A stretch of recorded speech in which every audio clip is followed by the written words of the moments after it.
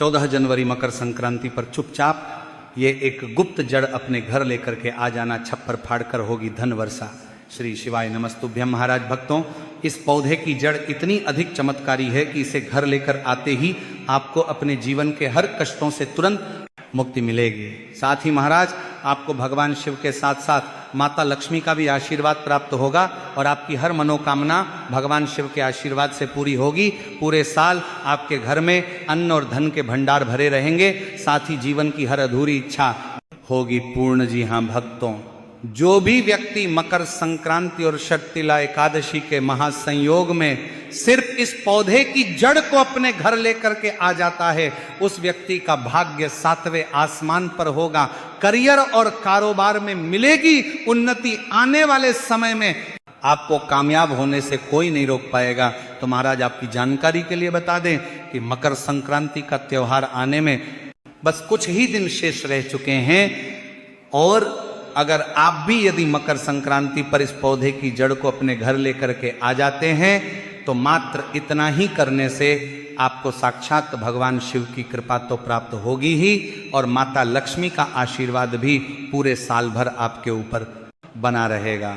महाराज हम ऐसा इसलिए कह रहे हैं क्योंकि मकर संक्रांति पर इस बार षटतिला एकादशी भी पड़ रही है और यह महासंयोग लगभग 33 वर्षों के बाद बन रहा है और एकादशी की तिथि भगवान विष्णु और माता लक्ष्मी को समर्पित होती है और इसी के साथ इस दिन मकर संक्रांति भी पड़ रही हैं और भगवान शिव को औघड़, योगी और तपस्वी कहा गया है और मकर संक्रांति से ही तप, साधना और संयम का काल आरंभ होता है।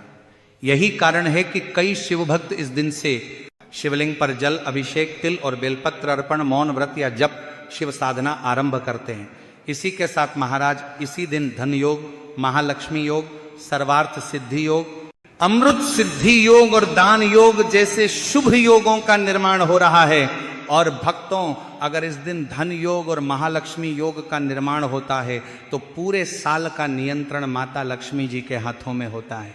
तो महाराज यदि आप भी इस जड़ को हमारे बताएं अनुसार शुभ मुहूर्त देख करके अपने घर लेकर आ जाते हैं तो आपको पूरे साल भगवान शिव और माता लक्ष्मी का आशीर्वाद प्राप्त होगा। इसी के साथ आपको अपने जीवन के समस्त प्रकार के आर्थिक कष्टों और आर्थिक परेशानियों से मुक्ति मिल जाएगी।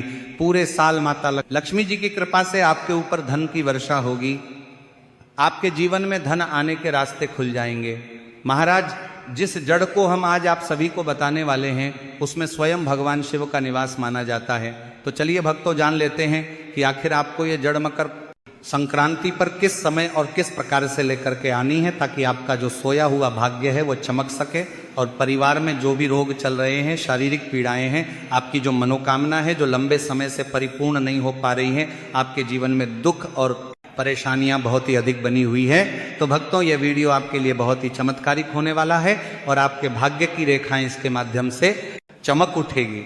महाराज ध्यान दीजिए, यदि आपने पशुपति व्रत कर लिए हैं, आपने सभी प्रकार के उपाय कर लिए हैं, लेकिन आपको मनचाहा विवाह नहीं हो पा रहा है, पुत्र प्राप्ति नहीं हो पा रही है, साथ ही साथ आपके ऐसे कई प्रकार के कार्य जो अभी तक परिपूर्ण नहीं हो पाए हैं, तो यह सभी कार्य इस एक कार्य से परिपूर्ण होने वाले हैं। तो महाराज उस चमत्कारी जड़ के बारे में जानने से पहले सभी शिव भक्त सच्चे हृदय से कमेंट में श्री शिवाय नमस्तुभ्यम या फिर हर हर महादेव अवश्य लिखिए। आपकी जो समस्त इच्छा है, समस्त मनोकामना है, उसे हमारे महादेव साक्षात परिपूर्ण करने वाले हैं। और साथ ही चैनल पर नए हैं तो चैनल को सब्सक्राइब भी अवश्य करें। तो महाराज आपका और अधिक समय व्यर्थ न करते हुए हम उस जड़ की बात कर लेते हैं, जैसे कि इस जड़ की सबसे अधिक महत्वता बताई गई है। देखिए, यदि इस जड़ को आप इस मकर संक्रांति पर अपने घर लाकर अच्छी तरह से धोकर स्थापित करके और पूरे साल महादेव की पूजा के लिए काम में लेते हैं तो आपके जो भाग्य हैं वह चमक जाते हैं। इस पेड़ की जो जड़ है वह अमृत है, इस पेड़ की मिट्टी जो है वह अमृत है, इस पेड़ की जो छाया है, जो भी व्यक्ति इसमें कुछ क्षण विश्राम कर लेता है तो ऐसा कहा जाता है कि भक्तों के सारे रोग, सारे दुख दूर हो जाते हैं। इस पेड़ की पत्ती को यदि शिवलिंग पर चढ़ाया जाता है तो भक्त की सभी कामनाएं सिद्ध हो जाती हैं। इस पेड़ की जितनी महत्वता बताई जाए उतनी कम है। इस पेड़ को, इस वृक्ष को मकर संक्रांति पर जो भी पति पत्नी लगा देते हैं, उनके घर पुत्र का जन्म होता है। यदि लंबे समय से संतान प्राप्ति नहीं हो पा रही है, संतान सुख नहीं मिल पा रहा है, तो ये सभी समस्याएं भी समाप्त होती हैं। क्योंकि ये जो पौधा है महादेव का स्वयं अंश माना गया है। ये पौधा कोई सामान्य नहीं है, ये पौधा एक चमत्कारिक पौधा है। जिस वृक्ष यानी कि जिस पौधे की हम बात कर रहे हैं वह है महाराज बेलपत्र का वृक्ष। भक्तों, मकर संक्रांति का त्योहार कुछ ही दिनों में आने वाला है और इस मकर संक्रांति पर आपको बेलपत्र की वृक्ष की जड़ को किसी भी दिन अपने घर लेकर के आ जाना है। यानी कि आपको बेलपत्र का जो वृक्ष है इससे तोड़ के लानी है और इसे आपको अपने घर लाके अच्छे से इसे साफ सुथरे पानी से धो लेना है। देखिए, ये जो बेलपत्र की जड़ आप लेकर के आएंगे तो इसे आपको शुभ तिथि में लेकर के आना है। तो महाराज, बेलपत्र की जड़ को लेकर के आने से पहले आपको बेलपत्र की पत्तियों को तोड़ने और इस जड़ को लाने से जुड़े कुछ नियम भी जान लेना चाहिए।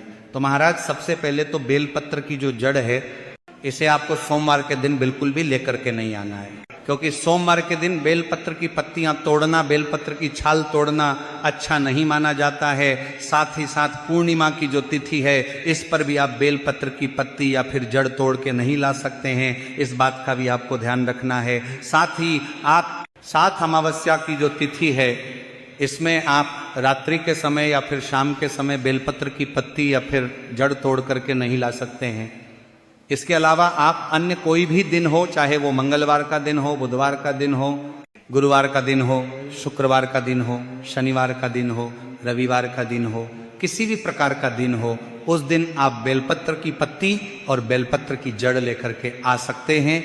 मात्र आपको सोमवार, मासिक शिवरात्रि, प्रदोष, अमावस्या, पूर्णिमा, इन तिथियों पर बेलपत्र की वृक्ष की पत्ती या फिर जड़ लेकर के नहीं आना चाहिए। तो देखिए महाराज, सबसे पहले तो आपको बेलपत्र की जड़ अपने घर लेकर के आ जानी है। अब भक्तों ध्यान दीजिए कि इस बार लोगों के मन में यह भी कंफ्यूजन है कि मकर संक्रांति 14 जनवरी को मनाए या 15 जनवरी को।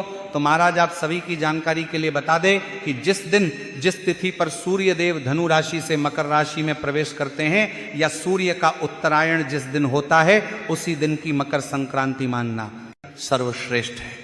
और महाराज, इस वर्ष सूर्य देव 14 जनवरी को दोपहर 3 बजे के लगभग धनु राशि से मकर राशि में प्रवेश करेंगे। इसलिए इस वर्ष 14 जनवरी को ही मकर संक्रांति मानना सर्वश्रेष्ठ रहेगा। लेकिन महाराज, आपके क्षेत्र में आपके आसपास जी भी दिन मकर संक्रांति मनाई जाए, उसी दिन आपको भी मकर संक्रांति का यह पर्व मानना है। लेकिन शास्त्र सम्मत 14 जनवरी को ही मकर संक्रांति का पर्व रहेगा। और महाराज, इस वर्ष मकर संक्रांति पर शक्तिला एकादशी भी पड़ रही है। ऐसे में यदि आप चाहे तो बेलपत्र वृक्ष की यह जड़ मकर संक्रांति से पहले भी तोड़ करके अपने पास रख सकते हैं, लेकिन इस जड़ का उपाय आपको मकर संक्रांति के दिन ही करना है, क्योंकि एकादशी के दिन भी किसी भी पेड़ पौधे या वृक्ष की पत्ती, तना या फिर जड़ को तोड़ना शुभ नहीं माना जाता है। इसीलिए आप चाहे तो 14 जनवरी से पहले भी ये जड़ तोड़ करके ला सकते हैं, इसमें भी कोई दिक्कत और परेशानी नहीं है। लेकिन ध्यान रखें, मकर संक्रांति से पहले सोमवार का दिन भी आने वाला है, तो सोमवार के दिन भी आपको बेलपत्र की जड़ को तोड़ने से बचना है, वरना ये महादेव को क्रोधित भी कर सकता है। तो महाराज, सबसे पहले तो आपको शुभ तिथि देख करके ये जड़ अपने घर लेकर के आना है और आपको इसे अच्छे से साफ सुथरा करके शिव मंत्रों का वंदन करना है। आपको श्री शिवाय नमस्तुभ्यम या फिर ओम नमः शिवाय इस मंत्र का लगातार जाप करते रहना है। तो महाराज, सबसे पहले तो आप जो बेलपत्र की जड़ लेकर के आए थे इसे आपको किसी भी कपड़े में बांध लेना है। अब देखिए, बेलपत्र की जड़ को किसी भी कपड़े के ऊपर रखने के बाद इसके बाद आपको कोई सा भी एक पत्थर लेना है। आपको मात्र एक छोटा सा पत्थर लेना है और जो आपने पत्थर लिया है उस पर आपको गंगा जल या फिर किसी भी प्रकार का शुद्ध जल थोड़ा सा डाल देना है। और जो आपके पास बेलपत्र की जड़ थी, बेलपत्र के वृक्ष की जड़ थी, उसे आपको इस पत्थर के ऊपर घिसना है। यानी कि आपको बेलपत्र के वृक्ष की जड़ अपने घर लेकर के आनी है। इसके बाद आपको किसी भी प्रकार का पत्थर लेकर के उस पर आपको गंगा जल या फिर किसी भी प्रकार का अन्य जल छिड़क करके इस पर ही आपको जो आप बेलपत्र के वृक्ष की जल लेकर के आए हैं उसे घिस के चंदन के रूप में तैयार करना है। अब आपको ये जो चंदन है इसे आपको यदि आपके वहाँ 14 जनवरी को मकर संक्रांति मनाई जाए या फिर 15 जनवरी को मकर संक्रांति मनाई जाए, यानी कि जिस भी दिन आपके वहाँ मकर संक्रांति का त्यौहार मनाया जाएगा तो उस दिन आपको इसे लेकर के पहुंचना है भगवान शिव के मंदिर में। अब महाराज इस चंदन से आपको या तो त्रिपुंड का निर्माण करना है या फिर इसी चंदन से आपको शिवलिंग पर ओम का निर्माण करना है, या फिर जो भी व्यक्ति शिवलिंग पर भगवान शिव की आंखों को उभार देता है इस चंदन से तो उसका जो बुरे से बुरा समय है वह सभी अच्छे समय में बदल जाता है। कहा जाता है कि महादेव उसे दर्शन देते हैं, गले लगाते हैं और उसके मन की जो कामना है उसे सिद्ध कर देते हैं। तो आपको बेलपत्र की वृक्ष की जड़ लेकर के आनी है और इसका चंदन बना करके आपको भगवान शिव की शिवलिंग पर इसे लेपित करना है।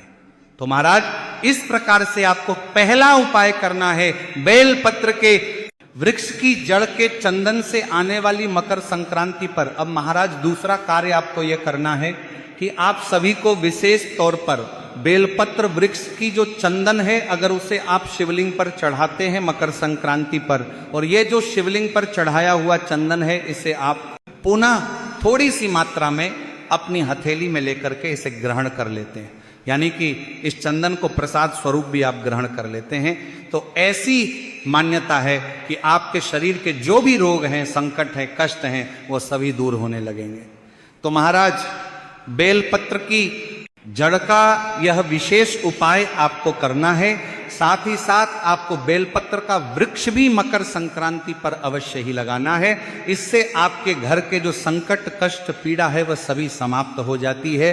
तो इस प्रकार से आपको मकर संक्रांति के दिन बेलपत्र के वृक्ष की जड़ का प्रयोग अवश्य करना है। आपके जीवन से जो सारे संकट हैं, बाधाएं हैं, कष्ट हैं, वह स्वयं महादेव दूर करने वाले हैं।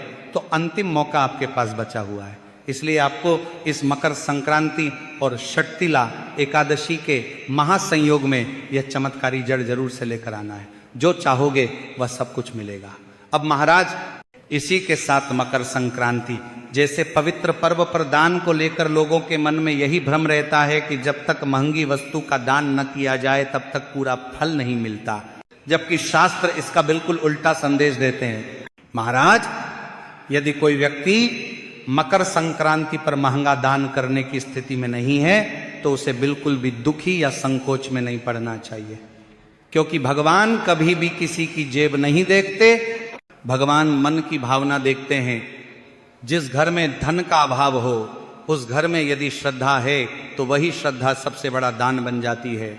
ऐसा व्यक्ति प्रातः स्नान कर ले, सूर्य देव को जल अर्पित कर दे, उस जल में यदि एक दाना तिल या गुड़ भी डाल दे तो वह अर्घ्य पूर्ण माना जाता है। इसके बाद मन ही मन यह संकल्प कर ले कि हे प्रभु मेरी सामर्थ्य सीमित है, मेरी लेकिन भाव पूर्ण है। यही संकल्प उसे संपूर्ण फल दिलाने के लिए पर्याप्त है। यदि घर में थोड़ा सा तिल, चावल, गुड़ या अन्न उपलब्ध हो तो उसे किसी जरूरतमंद को सम्मान के साथ दे देना चाहिए। मात्रा बहुत छोटी हो सकती है अब, लेकिन यदि देते समय मन में अहंकार न हो और ये भाव हो कि मैं प्रभु का दिया हुआ, प्रभु के ही किसी रूप को लौटा रहा हूं, तो वह दान शास्त्रों में संपूर्ण दान माना गया है। यहां तक कि यदि किसी के पास देने के लिए कुछ भी न हो तो किसी भूखे को प्रेम से भोजन करा देना किसी दान पुण्य से कम नहीं होता है, या किसी असहाय की सहायता का मार्ग दिखा देना भी दान ही है, और ऐसा दान भगवान के दरबार में कभी निष्फल नहीं जाता है। अब महाराज उन लोगों की बात करते हैं जो दान करते समय मोबाइल निकालते हैं, सेल्फी लेते हैं, वीडियो बनाते हैं और समाज को दिखाने के लिए दान करते हैं। तो शास्त्र इस विषय में भी बिल्कुल स्पष्ट है। दान यदि प्रशंसा, वाहवाही, नाम और प्रसिद्धि के लिए किया जाए तो वह दान नहीं रह जाता, वह एक प्रकार का सौदा बन जाता है। गीता में ऐसे दान को राजस दान कहा गया है, जिसका फल मिलता तो है लेकिन वह फल क्षणिक होता है, स्थायी नहीं होता। ऐसे दान से न तो पाप कटते हैं और न ही आत्मा को शांति मिलती है, क्योंकि वहां भाव सेवा का नहीं प्रदर्शन का होता है। इसलिए महाराज सत्य यही है कि मकर संक्रांति पर एक निर्धन व्यक्ति द्वारा श्रद्धा से दिया गया थोड़ा सा दान उस धनवान व्यक्ति के दिखावे वाले दान से कहीं अधिक फलदायी होता है। दान का संबंध धन से नहीं, दान का संबंध हृदय से है। जब दान मौन भाव से, विनम्रता से और बिना किसी दिखावे के किया जाता है, तभी सूर्य देव प्रसन्न होते हैं, भगवान भोलेनाथ प्रसन्न होते हैं और तभी जीवन में संपूर्ण फल की प्राप्ति होती है।